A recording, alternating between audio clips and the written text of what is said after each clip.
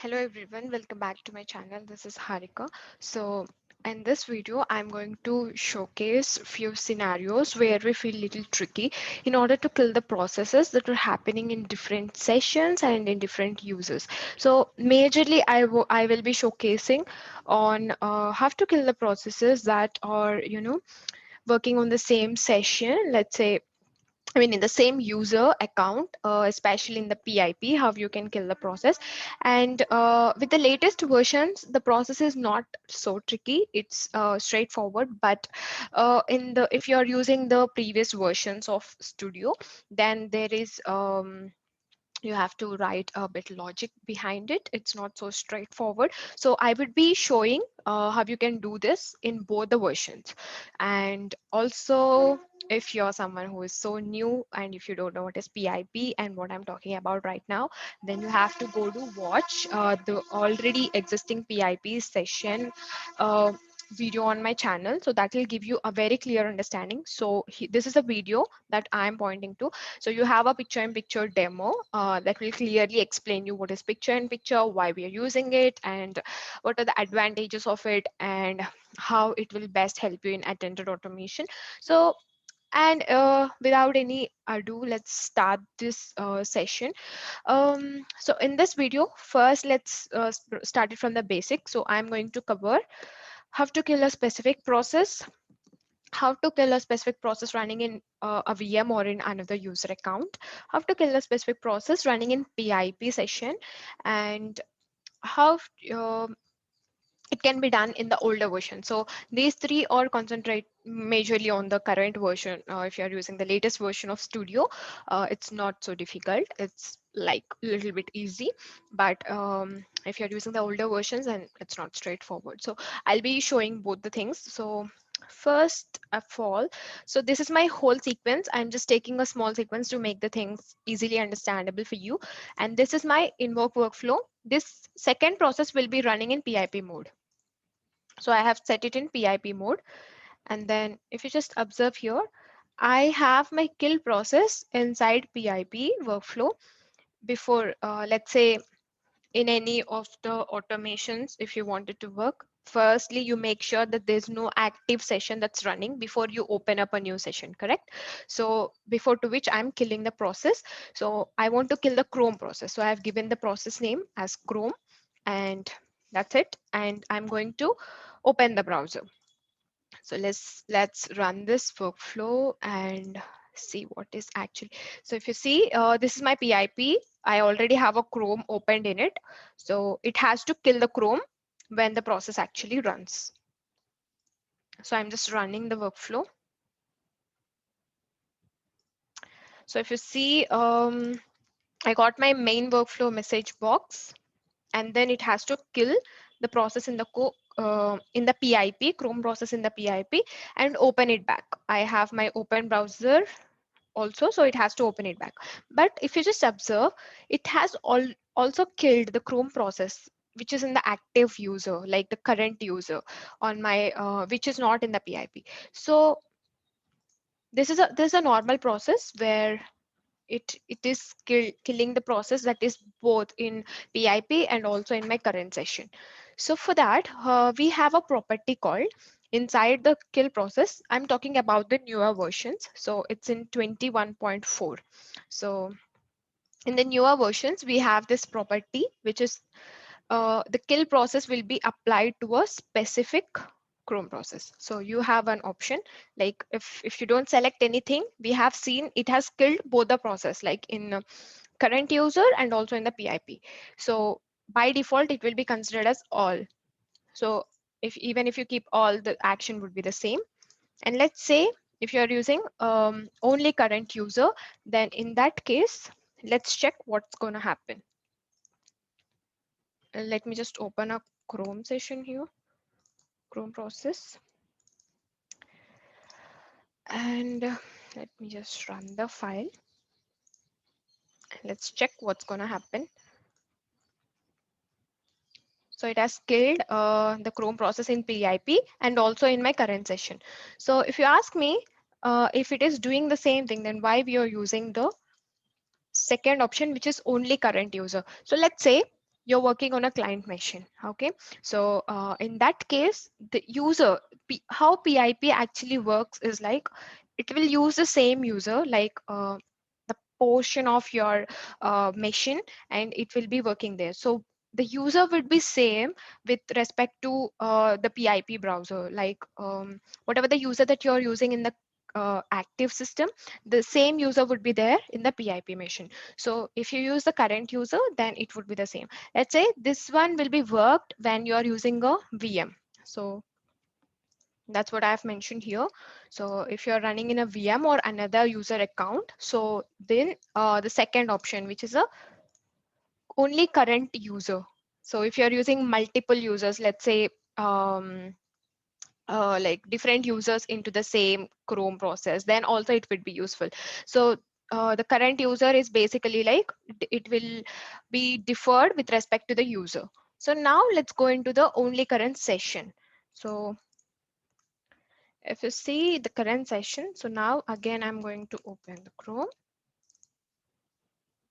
and I'm having my Chrome open, and then I'll just run the workflow. Okay, and here I have my PIP window, PIP session, and then the process got closed. The Chrome process got closed. I say the process still running.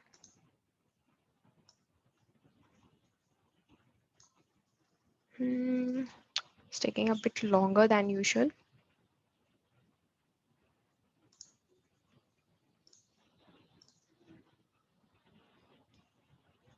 Okay, it got executed. So I'm not sure why it has taken a bit longer than usual, but then it has opened the Chrome, and then the process got finished. And so we have seen, so this option you can use when you're running the process in the PIP. So it will target only the current session.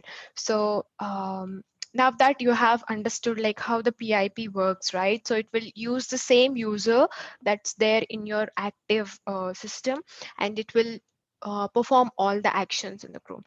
So that's how it works. In order to kill the process in the PIP, if you're using the newer versions of Studio, you have this feasibility. It's a straightforward process. You just have to target the session or user. So based on that, it will make the path easy for you. So now the question is, let's say you're not working in the latest version, and if you're still using the older version, then you will not have this property enabled. So let's consider we don't have this property. Okay, it's deleting it. I'm not giving anything in that property. So now what I'm going to do is, so let's build a small workflow which will help you understand how you can target a specific session.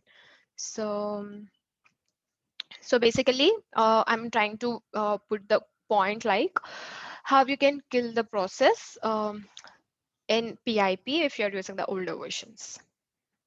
So let's build a workflow. I'm taking a sequence.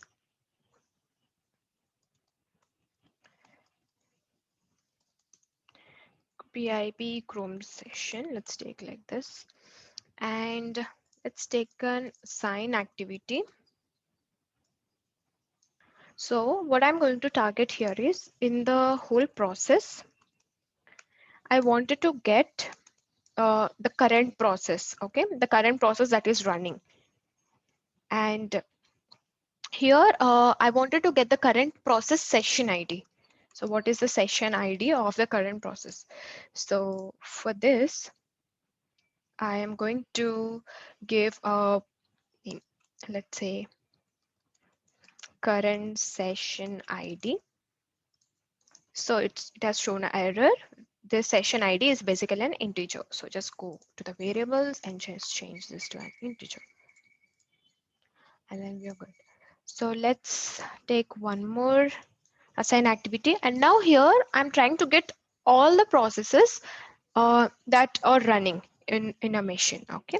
So what I'm going to do, I'm going to take the process dot get process by name. So which process I wanted to get? I want all the Chrome processes that are running. So all the Chrome process that are running, I just take it into an variable where I'll give all Chrome processes. Okay. So now this is also, you can just try to check the issue here in this way. So it is asking for an array of system.diagnostics.process. So just change that to an array of system.diagnostic.process. As I've already done, it has populated here. Otherwise, you can just go to browse for types, and then you can just give system.diagnostics.process and you'll get it over here. Say okay, and that's all. So this is an array and this is an integer. So what I'm going to do, I wanted to kill a specific process now. So let's take a for each. And inside for each, I wanted to pass all these items. So all the items inside an array.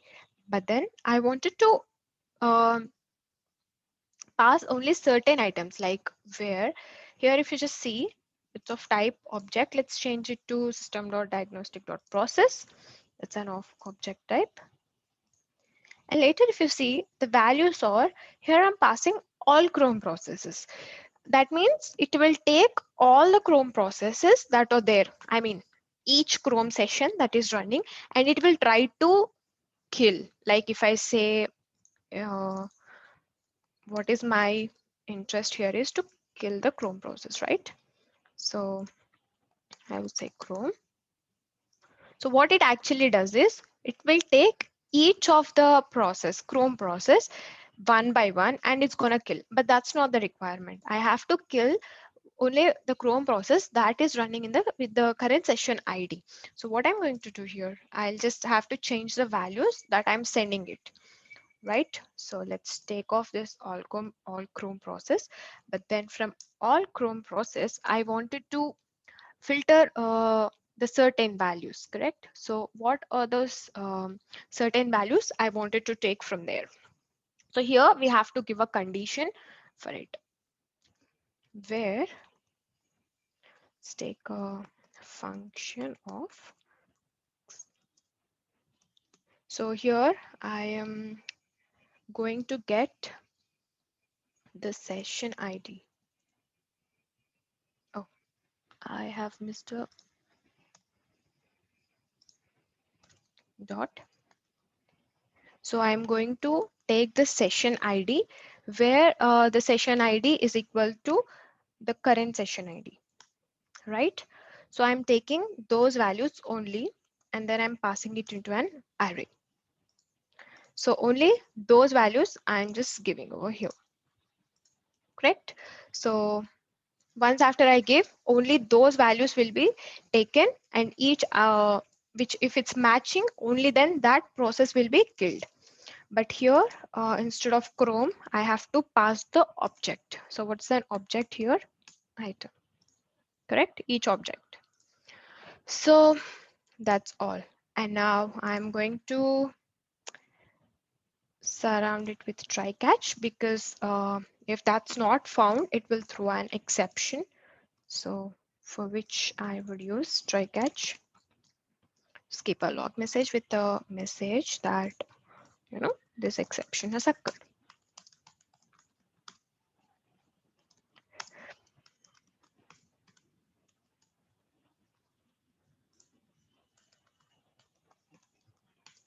So that's all.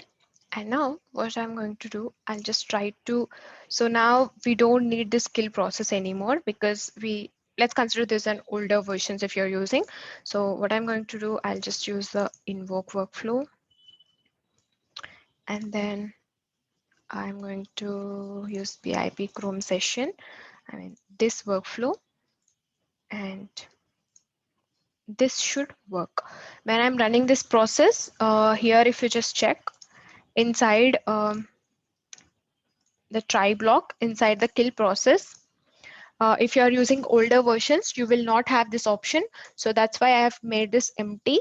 And by default, if you're using the newer versions, if it's an empty thing, then it will close the process in the active user session and also in the PIP. So both the processes, it gets closed. But now as I have given a condition or logic over here, it will try to work as per that. So let's try and check this out. So let me just run the workflow, and before to which I have my Chrome open here, and also in PIP also there's one Chrome. So let's run the process and check.